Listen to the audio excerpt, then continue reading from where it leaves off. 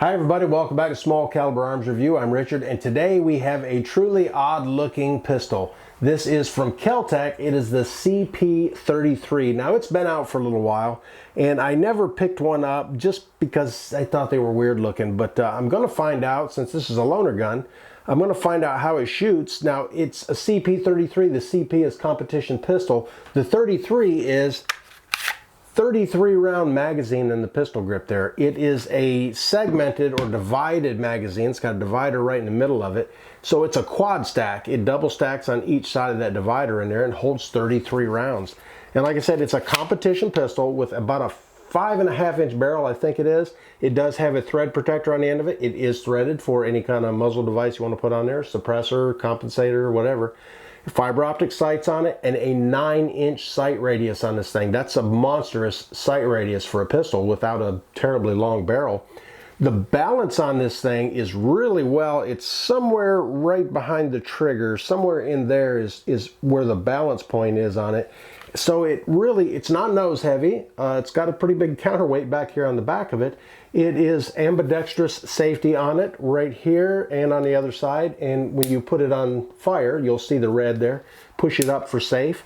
The mag release or the bolt release is on this side of it here. So when you charge it, it does have last round hold open. It is a non-reciprocating charging handle on there, so you don't have to worry about that thing flipping back and forth on there. But the bolt release is on here. Now they recommend do not let it slam shut on an empty chamber. So when you go to release it, go ahead and hold the bolt handle or hold the charging handle, pull that mag release down and let it go forward easily.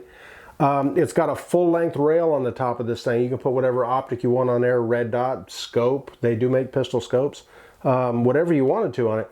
But 33 rounds is a really high capacity for a pistol, I think anyways, but especially without having a big, long, extended magazine on this thing.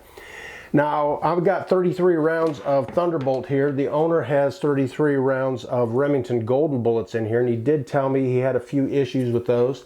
KelTec recommends you fire only high velocity ammo in it, and the Thunderbolts are high velocity 22 long rifle round nose. They are 1255 feet per second, 40 grain bullet on there. Let me show you how this magazine loads up. It's really tricky, and it's kind of a slow process of loading it. I don't know that they make any kind of loading tool for this magazine, but it would probably be pretty handy because loading them with big fat fingers is kind of tricky. Okay, now it's not necessarily my favorite type of magazine release on here. It is on the heel of it, so you can take your thumb and take 2 fingers there and kind of catch the edge of it, push it in, pull it right out. It doesn't have enough weight to really fall out on its own, so you're gonna have to pull it out. We'll set the pistol to the side and I'll show you how these load in there. There is a loading window right there. It's right there is where the rim will not fit through there, but it will fit through there. So take it back as far as it'll go, push it down in there and push it back. Your first one is kind of tricky to get in there because there's a little dimple or hole right there. That's where your guide rod for your follower goes through. So it kind of gets hung up in there, but push it in and push it back and it'll go over to one side. You push the next one in and it'll go over to the opposite side. And you can see it's kind of tricky, kind of hard to get your fingers down in there, but the next round should push that one down and just keep pushing them in and sliding them back. And you want to be really careful that you don't get the rims crossed in there. And it is possible to do in this magazine. So they recommend putting a few rounds in there and then give it a tap to make sure they're run all the way back in there. And you'll see each one flips from one side to the other. Give it a tap and you'll see right here on the back how they go from one side to the other, and then they start forming that double stack in each one of those chambers in there.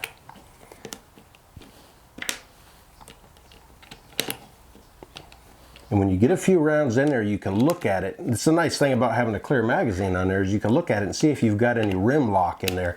That's where the rim of one round is in the wrong place and would hold the other one back.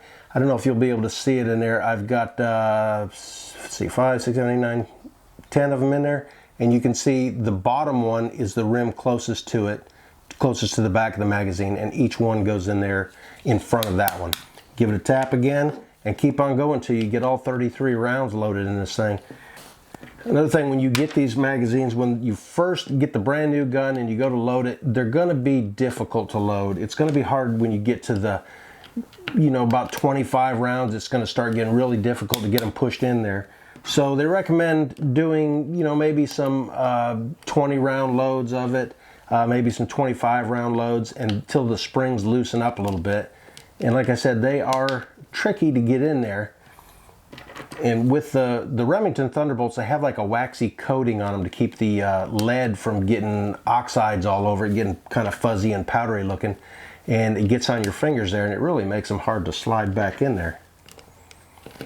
I don't know how many I've got in there so far, but I did pull 33 of them out of the box, and I'm going to try to load it all the way up. Okay. Whew. Look and make sure you don't have any of them crossed over on the wrong side. They all look good in there. Your last one should be on the left side of the magazine is what they say. So it's all loaded up. We're going to get this thing in the firearm and give it a shot at the target up there at the 7 yards. All right, I got sore fingers and a loaded magazine here, and we're going to go ahead and get it put in the firearm. Make sure it's seated all the way in there. Now the firearm itself weighs 1.5 pounds, I think it is. So it's not terribly heavy, and even with a full 33 round magazine, it's also not real heavy. We're going to charge this thing up, take it off safe, and give it, I don't know, 5 or 10 shots at the 7 yard target and just see how it does. A little misfeed there, but I got it to go in there. So let's give it a try and see what happens.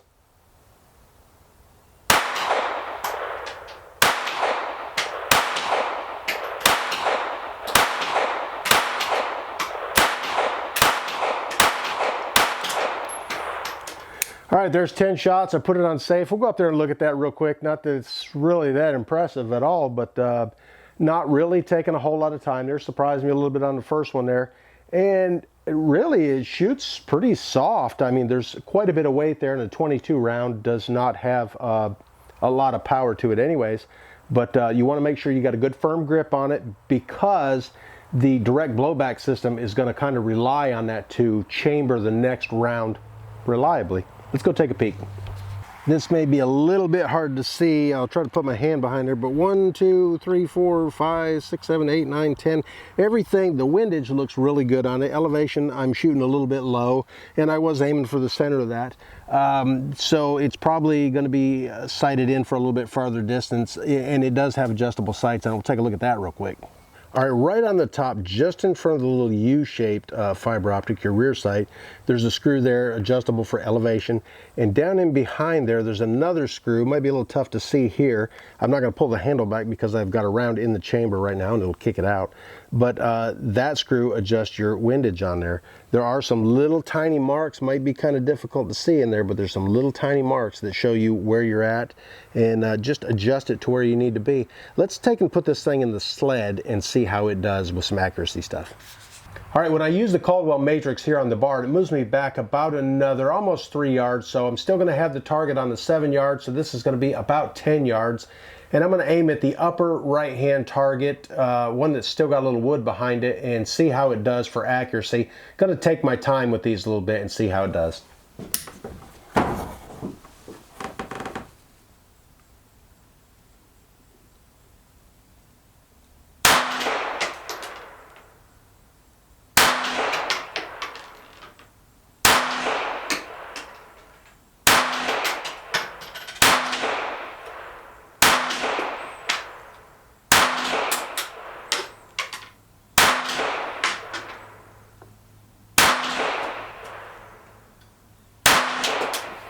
All right, there's 10 rounds. One thing I can say about this pistol is it has a really nice trigger on it. It's about a 4-pound pull weight on the trigger, and it's really smooth. All right, here's that 10-shot group there in the rest, and they're all right there except for one flyer right up here. Now, of course, I was aiming there, and like I said, this is sighted in for a farther distance, I'm sure.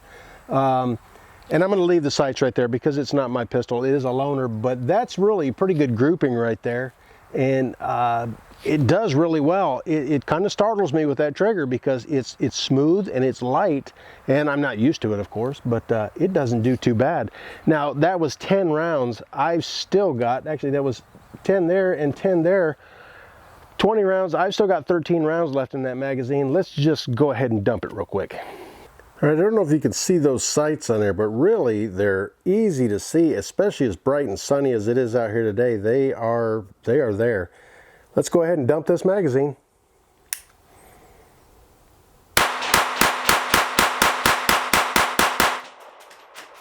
And that's it. It did hold the magazine open, or the bolt open, on the last round. So it does what it's supposed to do. And it's really a pretty good shooter. It's really hard to film like this behind the camera. All right, apparently I loaded all the rounds in the magazine properly because I did not have any issues with it. I did not have any failure to feeds other than when I racked that first one in there. And it did just fine. 33 rounds in this thing is pretty amazing, I think, anyways. And like I said, it's got great balance to it. I think I'm going to load up one more magazine and take a few shots. Just do another magazine dump with all 33 rounds and see how that goes. All right, now KelTec knew when they designed this that there could be some issues with getting those rims locked together. And one of the nice things that they did do is they put this opening on the side here. So if you really have to get in there with something to move some of those around, you can reach in here and kind of jockey them around. And it's a good thing they did do that too, because stripping these out of there to reload is really more of a pain than it is to load them up. You don't have much to get on there. It's tough to get your finger in there and strip a round off of there, but you can get something in there and work those rounds a little bit if you need to. And I noticed when I was loading this magazine, I actually needed to do that. All right, it appears that I've got them all loaded in there correctly. I don't see any rims locked together on there. We're going to get it in there, get it charged up, and do a 33 round mag dump. It's a lot of rounds.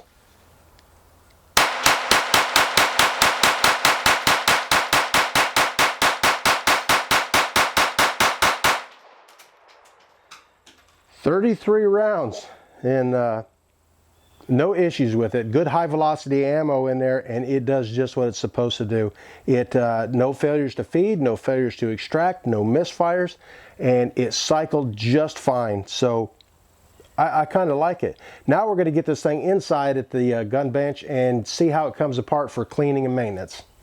All right, we're back here at the gun bench with the KelTec CP33. I'm going to show you how this thing comes apart.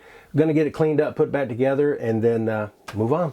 All right, most KelTec guns come apart the same way. First thing we're going to do is get the magazine out. Now, I know it's unloaded because I just left the range with it, and the chamber's clear and everything. There is one takedown pin on here. It's right above the trigger, and it's a little larger on one side than it is on the other. It's got kind of like a nail head on it, so you want to drive the smaller side out and go that way with it. Now, most of the KelTecs, when they're new, they are really difficult to push out. So take you a soft-faced mallet or something, give it a little tap, get it kind of flush with that, and then you're going to need a pin and tap it the rest of the way out.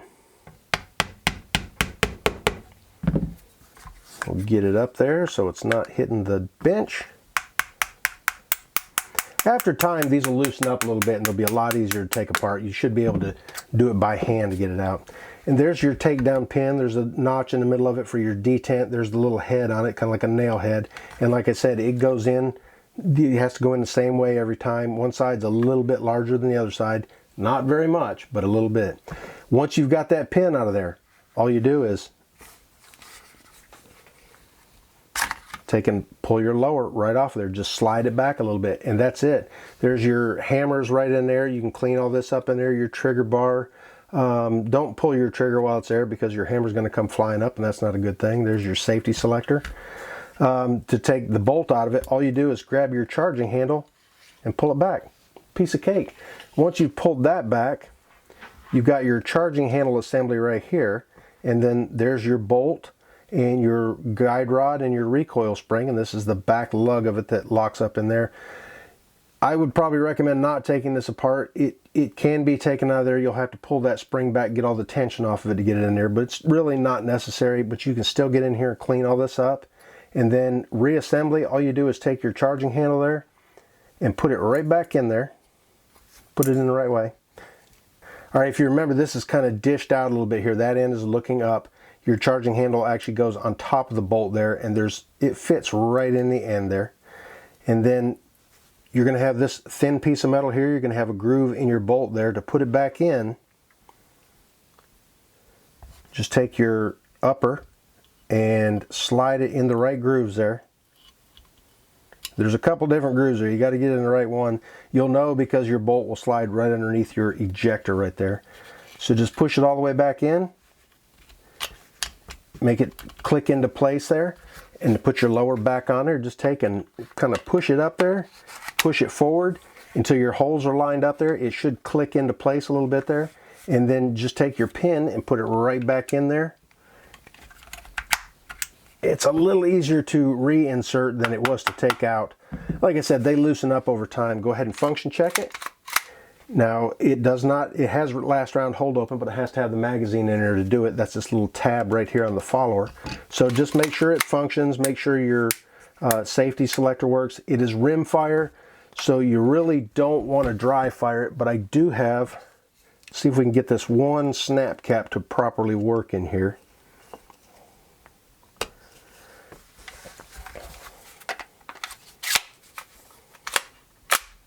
It chambered it, and then you can go ahead and pull your trigger. Well, let's take it off safe. Then you can pull your trigger. So this is really a great trigger on this gun. It's really light, it's really smooth, and it's pretty short too. So it'll surprise you when you do it, but it works. And then we'll kick that snap cap out of there. And to release your bolt, remember you're going to have to kick your magazine out and pull it back and let it go forward there. You do have a slide or a bolt release right there on the side. If you've got the magazine in there, you're going to need to use it to close it because it's going to stay open like that. So you'll have to pull it back, work your bolt release, and then let it go. Don't let it fall forward, let it go forward easy. But that's it. That's the takedown of this thing, and I'm going to go ahead and get it taken apart. And I actually have to clean it this time. I'll spare you that bit of the video. And hopefully this thing will get a little looser over time anyways, but make it a lot easier to take apart. Alright, while I'm cleaning this thing up, if you could hit this button up here to check out some of my other videos, hit this button over here, right there somewhere, to subscribe if you haven't already. And thanks for taking a look at the KelTec CP33 with me, and thanks for watching Small Caliber Arms Review.